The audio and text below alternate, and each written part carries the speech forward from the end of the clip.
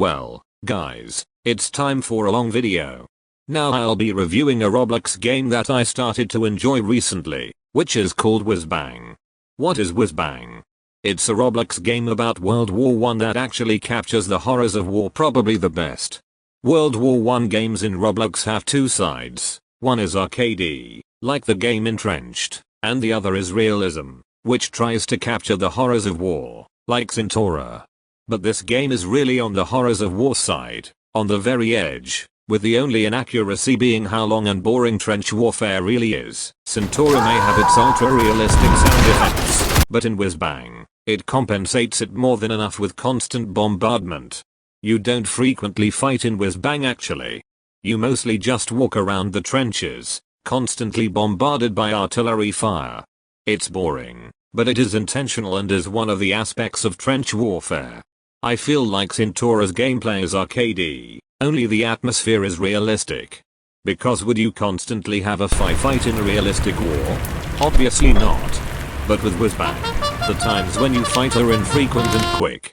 Second thing about it that makes it scary for me is that the artillery shells aren't just background scenery and noise or rarely harm. You're not like me with my beard. But there's a medium risk of you dying to artillery. It's not rare for a shell to land near or on top of you, and with the addition of whistling made by flying shells that can be faint or loud depending on how close the shell is to you, makes it a nightmare. Third thing that makes it scary is the things going on around you itself. After a fight, there will obviously be corpses. But those corpses don't just despawn. They decay first, turning into bones, then finally despawning. But it doesn't end there. The trench can flood. It goes around waist level, which shows how dirty the trenches are. They are annoying too. It can hide small objects. So, keep your decrypted messages on the fireboards. Also, they cause this sickness that turns your skin green, which kills you slowly, but I haven't gotten a confirmation yet. I just heard this, so take it with a pinch of salt. There are also classes you can choose from. There are 7 classes. The first class is the Rifleman, equipped with a standard iron-sighted rifle. This class is pretty good actually. Quick reload and lots of ammo each magazine, you just need to get used to shooting without a crosshair. The second class is the Automatic. You are equipped with a semi-automatic gun called Cow. It's a good weapon at close to mid-range. The third class is the Engineer. You have a Winchester shotgun, which is a unique weapon. But the specialty of this class is the ability to build barbed wires. If you see only one wire, you can add another wire with your trusty wrench. This class is a little bit boring for me though. Fourth class is the Artillery. You have an artillery round, but it's actually a limitless supply of rounds. You put the baby in the artillery, close the hatch, and fire. You can also tilt the artillery into 3 positions. One is where you set the barrel to aim high. The second one, mid. You can use this to pick off raiding enemies if they are not too close to the trenches yet. Third one, is the low elevation. You hit the area shortest to your trenches. Maybe you can pick enemies off that are getting a little too close to your trenches. So that's 3 elevations you can pick from. The massive problem though is that you can't aim, and the shot is always random. Honestly, I haven't used this class much. The fifth class is the Officer. You're equipped with a revolver, a flare gun, and the saber. And no, you don't get a whistle. I think what makes this class good is that it can illuminate the horizons during nighttime. Obviously, at nighttime, it's dark. The flare gun, if used correctly, can illuminate the land and spot raiding enemies covered by the darkness. So, it's a good class. The sixth class is the Sharpshooter, one of the 2 of my favorite classes. You have a scope which you can aim down sights on and pick enemies off. It's really fun and you should try this class out.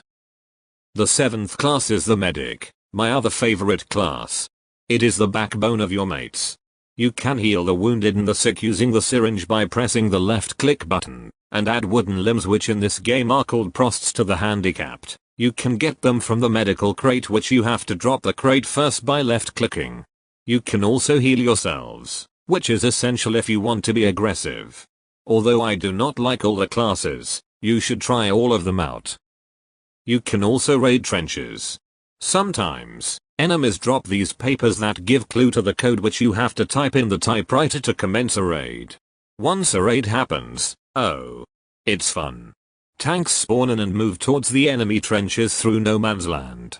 You can hear soldiers shouting their battle cries as we charge through no man's land.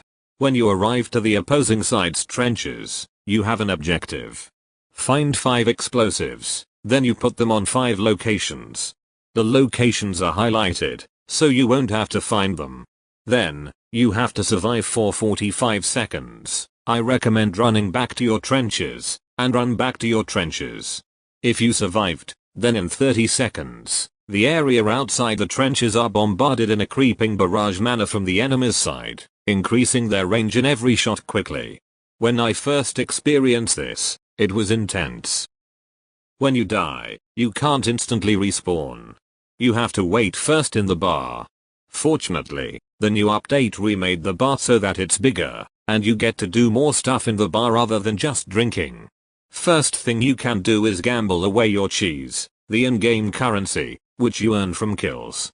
Secondly, you can write your will, which will drop as a piece of paper when you die. Now for the drinks, there's plenty of flavors, but one flavor, the Witch's Brew, allows you to spectate a random player that's still alive for several seconds after you gulp the entire cup. And now the score. I give it an 8.9 out of 10. It's a fun game, though with a few issues that need to be fixed. Thanks for watching everyone. Menel logs out.